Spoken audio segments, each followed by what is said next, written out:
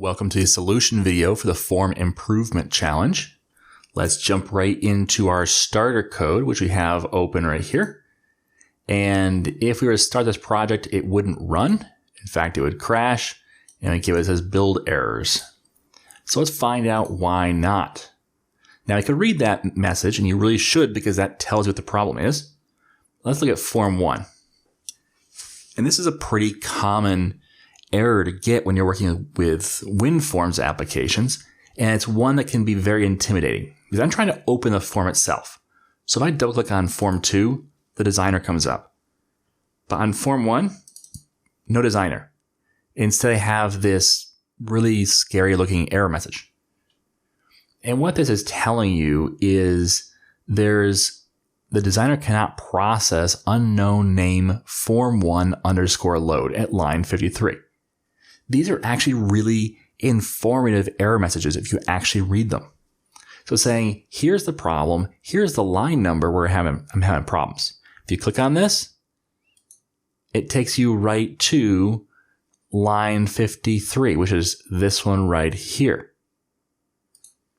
Now you see what this is doing? And this is why I say you have to know some object-oriented programming before you start with WinForms, because WinForms really is all about objects. It is an object. A form is not just this drag and drop entity that somehow magically works. It's a class. And so when we drag and drop things on, it's just adding values to properties on that class. And one of the things we did was we added a load event handler. So we plus equals and add an event handler and said this.form1_load. Well, if you know what events are, you know that what's happening here is adding a method and saying call this method when the load event fires. Well, the problem with that is if we go look at the code behind for Form 1, there is no load event. There's no load method. So this form1_load, that method doesn't exist over here.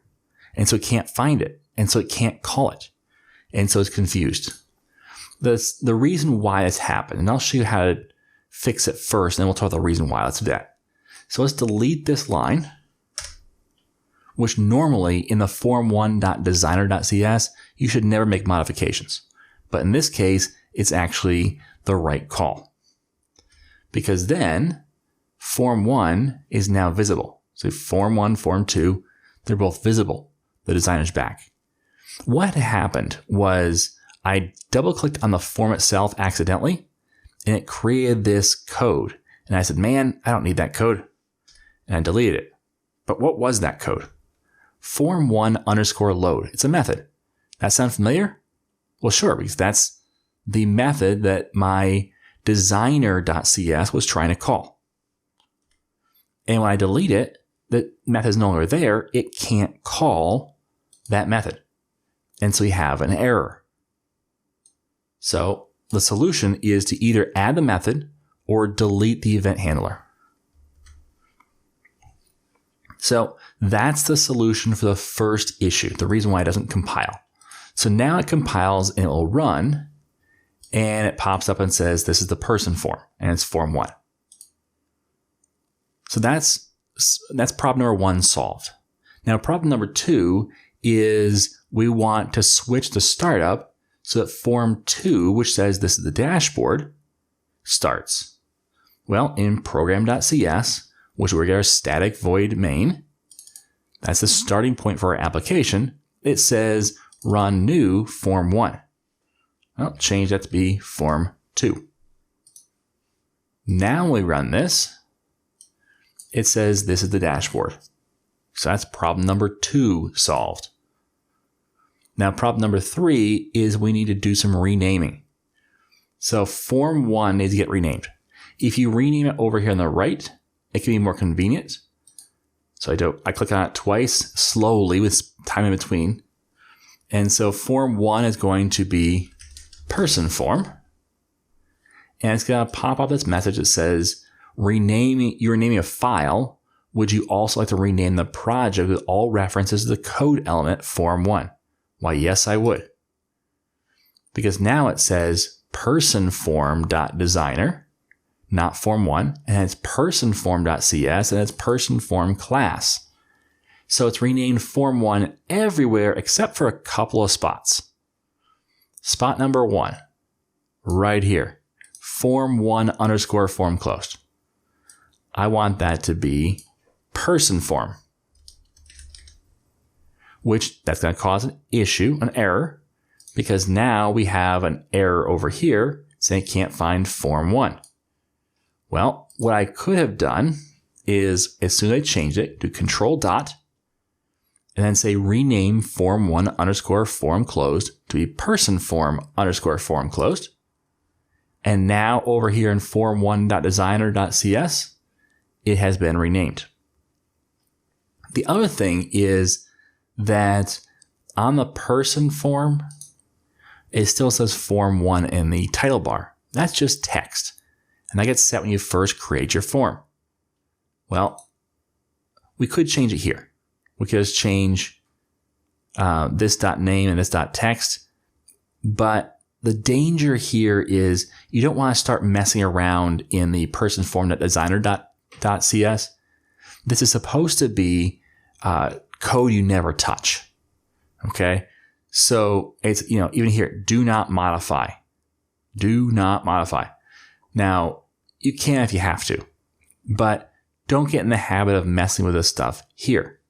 Instead, use the designer, go to properties, we'll select the form first, go to properties, and look for the text right here, and it's called as the person form.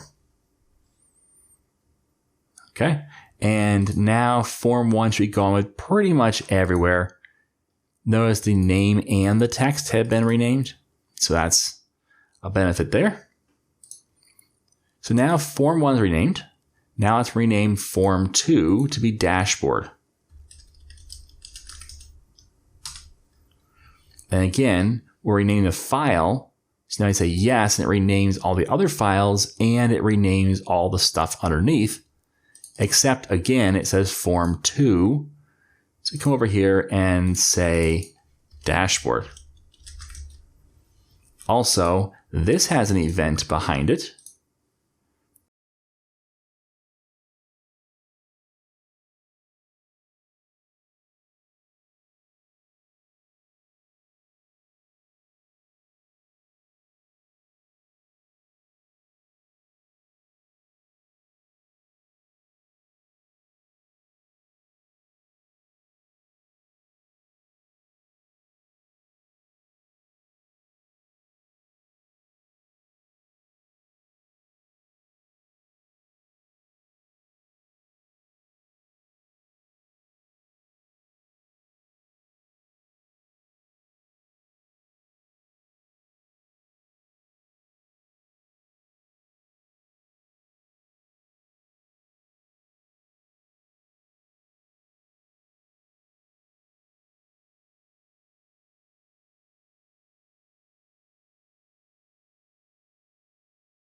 From a different parent than form. So let's right click on form cleanup challenge, add a class, and we'll call this the custom form. Yeah, custom form template. Custom form is fine. And we're going to make it public.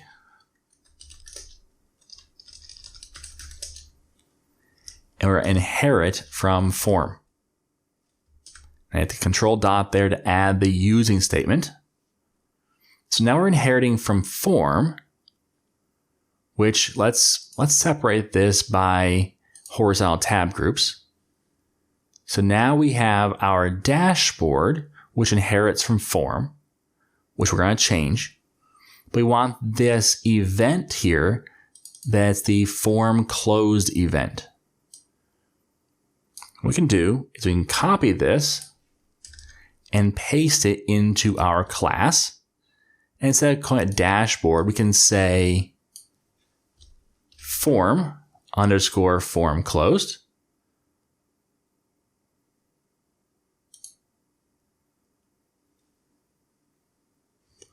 And the reason it's yelling at me is because I put it in the wrong spot. I input it inside the class. It's pretty important to do that. So now we have our form underscore form closed event method, and we just need to wire it up. Now we could wire it up right here. And so what we could do is we could call our constructor and say, first of all, initialize components, which isn't here. So this code right here, I don't think we can call this here, but we can try it. And it says no, because this is actually in the other part, the partial class on the other side for our code. So we can't do that. What we can do is we can wire up our form closed right here in this constructor and then inherit from that constructor. That gets a little complicated, but I'll show it to you. So what we can do is we can go to our dashboard or a person form, doesn't really matter, and look at our event handler. See this event handler right here? We could wire that up right in here, like so. And instead of person form, we'd say form. And then when the constructor gets called, it's going to wire up this method to the this.formClosed event. The problem with this is that when we go to use it, we have to then make sure we're calling this constructor, not just overriding this constructor. And that's a little extra work to have to remember. But it's something you can do. So you can come up here. Let's call it good for now, and I'll show you how to do this. So instead of form, we'd say custom form. And now it's got a form close event already. We have to make sure we call the base constructor as well. So we just do :base.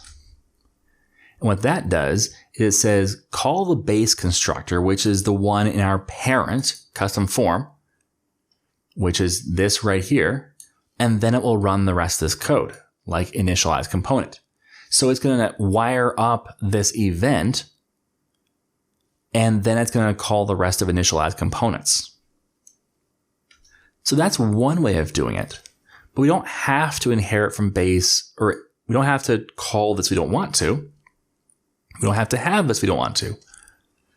What we could do is we can just, when we wire up our form, let's go to the person form designer, and I broke it. I think the reason why is because this is private. Let's make it public. That's issue number 1 at least. And it's saying it can't load the base class. Make sure you build it. So let's rebuild our solution. Let's close this down and reopen it.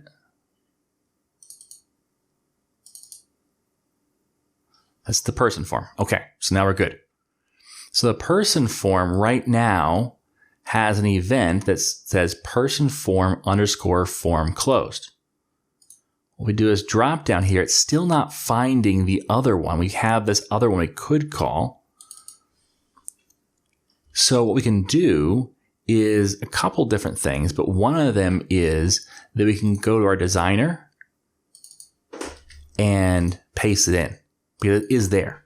So you control dot, it is there. It's just the designer doesn't find it. So there's a couple ways of doing this. It's not as cut and dried as I like, because the designer isn't as used to inheritance as it should be. in some ways. So there are some quirks with it. I find that it's not always ideal to do this, but whenever you have code where you're always going to want to call this code, then put it in a class that inherits from form, and then inherit from that instead of from your form. So I still have all of form stuff because that's the grandparent of person form. So person form inherits from custom form inherits from form. So I just put one in the middle and said add this code. Okay, so that's a way you can kind of get around some of the repetition that you have, where you can make a form that is designed just the way you want it. Maybe it always has a method that runs on startup, and maybe it always has a method that you want to have access to for cleanup, and maybe you want to have certain baked in things that it always has access to, variable or properties and methods and even events.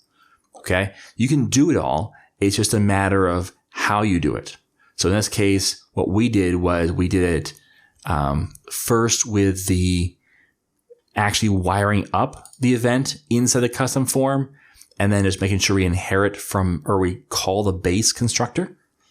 And the second way we did it was to actually just have this event listener and then wire up the listener in our designer. Okay, so both are valid options. There it is. Both are valid options. Both have their quirks to them. Both aren't perfectly ideal, but at the same time, they're both serviceable options. Okay, so that's the bonus challenge as well. We kept our code dry by inheriting from the custom form instead of form. So now you can go back through and let's close this out. In fact, I'm going to go back and I am going to go back to my custom form. Notice it's got a form icon, which don't mess with that. Just go to the code behind. I'm going to create my constructor. I think this is my preferred way of doing things.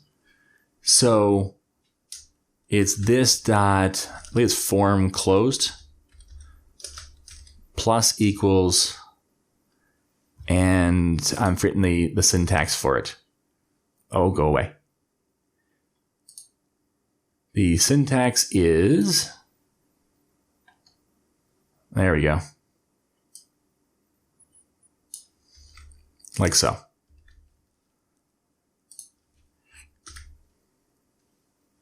Well, I got it one too short. It's probably dot forms.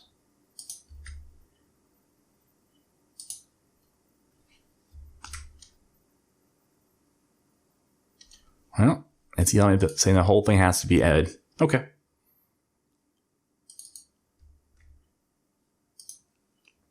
And I have to say new in front of it. There we go. Now we're good. And there we go. That was the issue. It was the new. So you have to instantiate or create a new event handler every time. Okay. So now I've got this. Now I can go back to my my classes. Let's go to the person form, which already has it. And I'm going to just inherit from base. And then I'm going to get rid of this, which is going to yell at me for, but don't worry, we'll take care of that. I can get rid of this as well. And now it should be that my person form still loads. Now I can go over the dashboard. I can go to code.